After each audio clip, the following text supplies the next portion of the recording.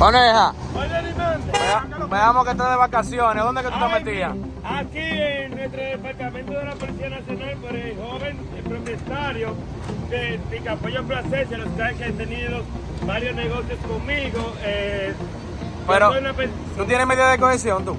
Se aplazó para el lunes porque él no tiene tanta fuerza para tener valor de como yo le hago el servicio a él, que le hago sexo oral de noche. Él me dio 500 pesos de Bocú y ahora quiere venir a decir que yo le di que una tocada que por comida. Yo no peleo por comida.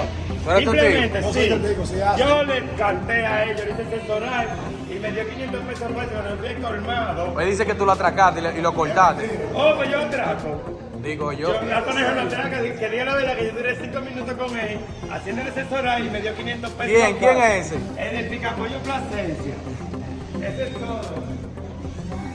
Bueno.